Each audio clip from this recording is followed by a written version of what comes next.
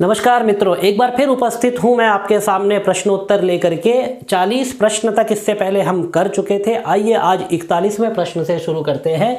सबसे पहला प्रश्न आपके सामने जो है वह है, नाटक में स्वगतम का अर्थ है। नाटक में स्वगतम का अर्थ है, मतलब नाटक में स्वगतम किसे कहा जाता है।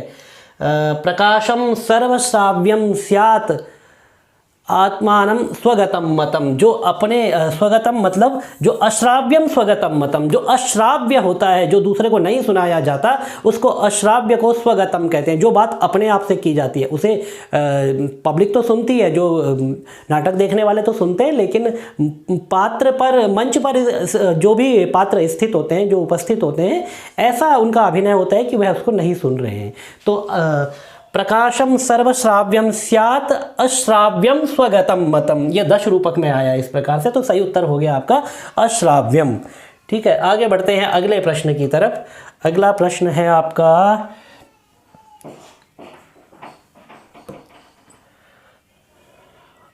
नहीं आया, यहाँ से आएगा, आ गया। तो अगला प्रश्न है आपका, गोविंद ठक्कुर हैं। गोविंद ठक्कुर कौन है? ये आधुनिक रचनाकार है। तो गोविंद ठक्कुर है काव्य प्रकाश के टीकाकार है। गोविंद ठक्कुर कौन है? काव्य प्रकाश के टीकाकार। तो ये आपका सही आंसर हो जाएगा यहाँ पर सी। आइए आगे बढ़ते हैं अगले प्रश्न की तरफ। ज़्यादा बात नहीं करेंगे, पिछली बार जो है प्रश्न कम हुए थे और व्याख्या में ज़्यादा समय चला गया था। जहाँ पर आवश्यक होगी वहाँ पर व्याख्या भी करेंगे। हाँ, आपके लिए व्याख्या जरूर करेंगे, क्योंकि छोड़ के चले जाएंगे तो फिर आप तो फिर बोलेंगे कि दोबारा बनाइए। तो इसीलिए जो है आपके लिए व्याख्या अवश्य करेंगे, आप निश्चिंत रहें। तो सांख्य दर्शन में रजोगुण होता है। अब आप फिर कहेंगे देखिए दर्शन पर आ गए, अब प्रश्न ही दर्शन का आप लोग रख देते हैं। सांख्य दर्शन में रजोगुण होता है सत्वम लघु प्रकाशकम प्रकाशकम उपष्टंभकम चलम च रजः। ये जो है सांख्य कारिका में पंक्ति आई है, सत्वम लघु प्रकाशकम उपष्टंभकम चलम च रजः। तो ये जो कौन सा रजोगुण पूछा गया ना, रजोगुण जो है, रजोगुण आपका होता है उपष्टंभकम चलम च रजः, ऐसा पंक्ति में आया है। तो उपष्टंभक और चल होता है रजोगुण। आइए अगले प्रश्न की तरफ आगे बढ़ते हैं। अगला प्रश्न है आपका, अपादान में, बहुत ही सरल प्रश्न है, लेकिन सरल प्रश्नों को हम कई बार गलत कर देते हैं। अपादान कारक में विभक्ति होती है, तो अपादाने पंचमी, हमें सूत्र याद रखना है, अपादाने पंचमी। ठीक है, अपादाने पंचमी, तो ये हमें सूत्र याद रखना है। तो इससे हमें याद रहेगा कि जैसे चतुर्थी संप्रदाने कर्तरीकरणयोस्तृतीया कर्मणि द्वितीया, इस तरह से हमें सूत्र अगर हम याद रखेंगे तो हमें जो है किस कारक में कौन सी विभक्ति होती है ये हम कभी नहीं भूलेंगे। और इतना बड़ा विषय नहीं है कि इसको भूला जाए बार बार। पहले से सभी पढ़ते हुए इसको आ रहे, तो सबको यह आता ही है। नल चंपू के रचयिता हैं, नल चंपू के रचयिता, नल चंपू, चंपूश्चहार यष्टिश्च, चंपू के रचयिता है, नल चंपू के रचयिता है त्रिविक्रम भट्ट। तो ये सभी को पता है त्रिविक्रम भट्ट। जयति गिरिसुताया काम संताप वाहिन, ये इसका मंगलाचरण है नल चंपू का। और आगे देख ले तो श्रीहर्ष माघ, माघ का कौन सा काव्य है ये भी हमें देख लेना चाहिए। श्रीहर्ष का कौन सा और बिल्हण का कौन सा है? तो बिल्हण तो जो है विक्रमांक देवचरितम, इनका जो एक प्रसिद्ध काव्य है। और बाकी आप पढ़ते आ रहे हैं सभी के बारे में। अगला प्रश्न है साहित्य दर्पण, साहित्य दर्पण के रचयिता हैं, साहित्य दर्पण के रचयिता हैं आचार्य विश्वनाथ। आचार्य विश्वनाथ का हमें काव्य लक्षण देख लेना चाहिए, किस किस का उन्होंने खंडन किया है यह देख लेना चाहिए।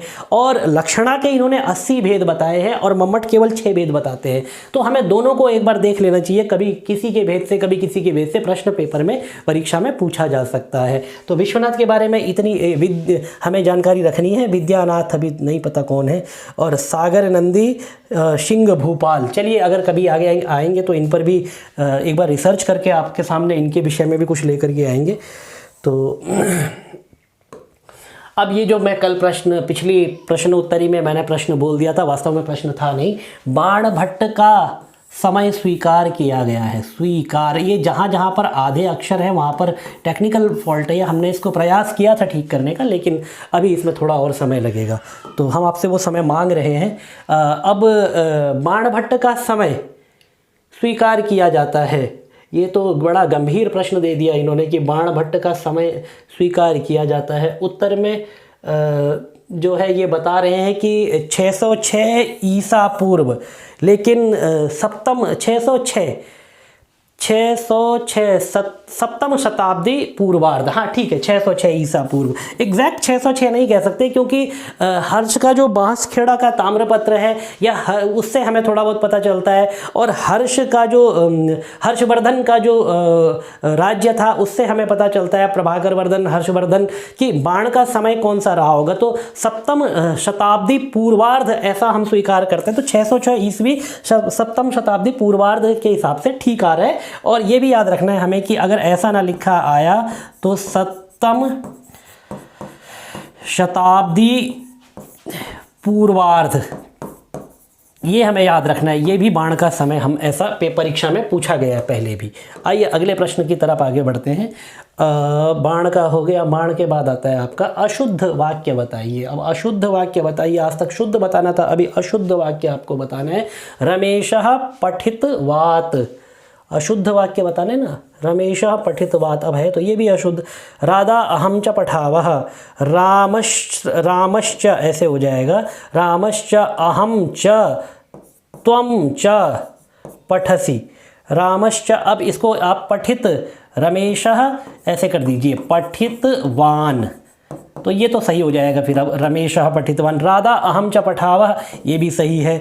मीना नृत्यंचकार, कृंचानुप्रयुज्यते लिटि, ऐसे सूत्र का प्रयोग होता है, तो वहाँ पर जो है चकार, एधान चकार, इस तरह से नृत्यन चकार, इस तरह के रूप बनते हैं, तो ये भी सही है। रामश्च अहंच त्वम च पठसि, ये आपका गलत उत्तर हो जाएगा। तो इसका मतलब ये गलत तो है सेंटेंस, लेकिन वाक्य उत्तर जो है सही है, क्योंकि गलत ही हमें बताना था यहाँ पर। अब आगे आइए, अधोलिखित में से लक्षणा के लिए कौन सा हेतु अपेक्षित नहीं है। अधोलिखित में से लक्षणा के लिए कौन सा हेतु अपेक्षित नहीं है। मुख्यार्थवादे तद्योगे रूढ़ितोऽथ प्रयोजनात् अन्यो अर्थो लक्ष्यते यत्सा लक्षणारोपिता क्रिया, ये लक्षणा का लक्षण है। तो रूढ़ि प्रयोजनाद्वासौ लक्षणा शक्तिरर्पिता, ऐसा भी कहा गया। तो समवाय संबंध की तो कहीं बात ही नहीं आई है। मुख्यार्थवादे तद्युक्तो अन्यो अर्थ प्रकाश्यते। अब इसके बाद रूढ़ क्या है, दो लाइनें मिक्स हो रही है, तो एक बार देख लेंगे उसको क्या है।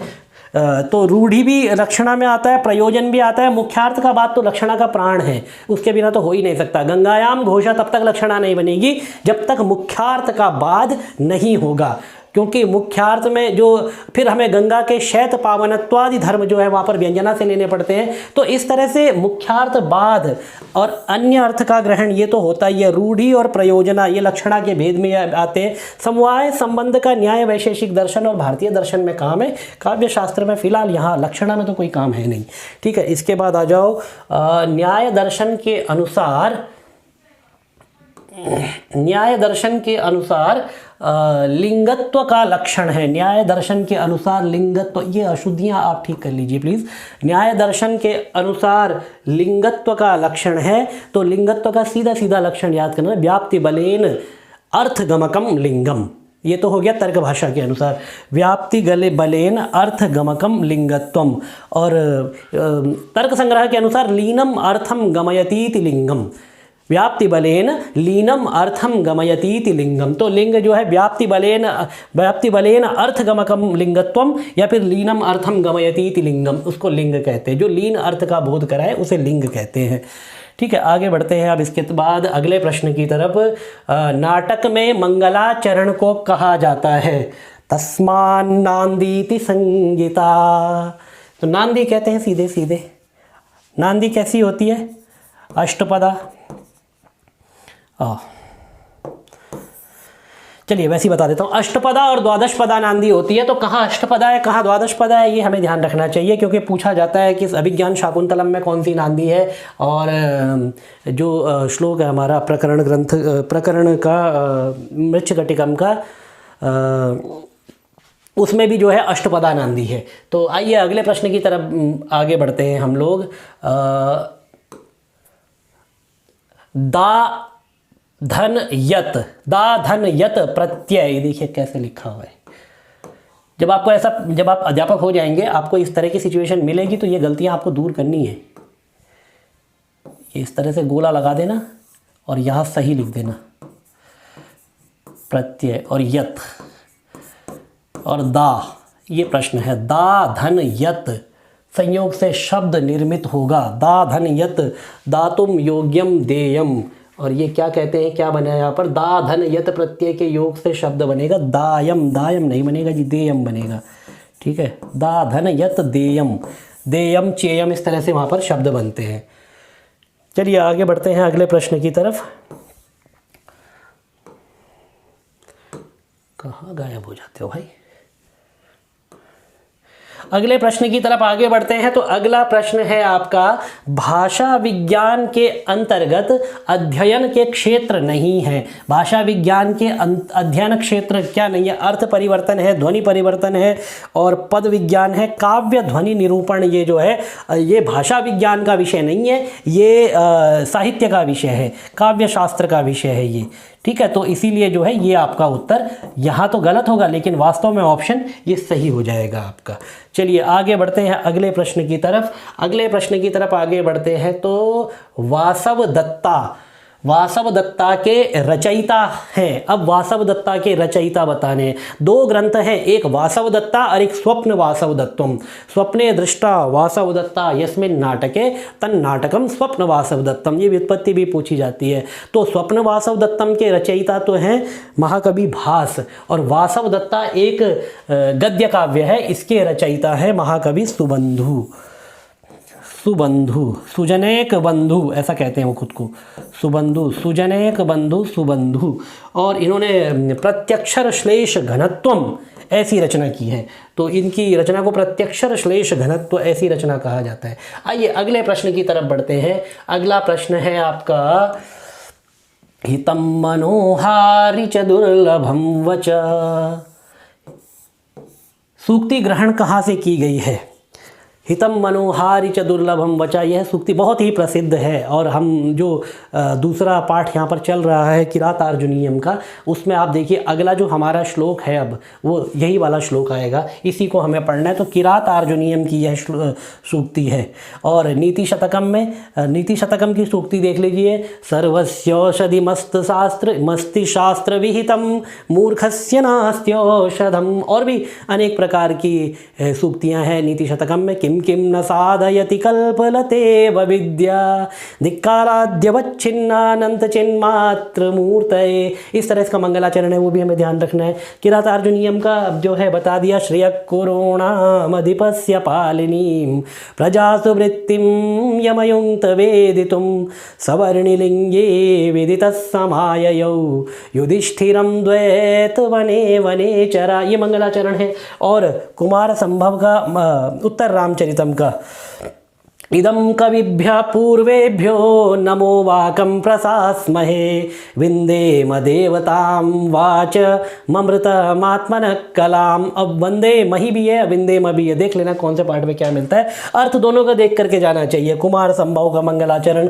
अस्त्युत्तरस्यां दिशि देवतात्मा हिमालयो नाम नगाधिराजा पूर्वापरौ तोयनिधि वगाय स्थिता पृथिव्या इव मानदंडा, ये कुमार संभवम का मंगलाचरण है। तो मित्रों आज बस 55 प्रश्न तक हमने कर लिया है, और अभी जो है रात का 11:30 बज चुका है। तो आज की कक्षा को समाप्त करते हैं, फिर जो है इसको एक बार फिर दोबारा 56वें प्रश्न से लेकर के इसको आगे बढ़ेंगे। और जब ये 100 प्रश्न पूरे हो जाएंगे तो एक बार फिर दोबारा नए 100 प्रश्नों के साथ हम लोग उपस्थित होंगे। धन्यवाद आप सभी का।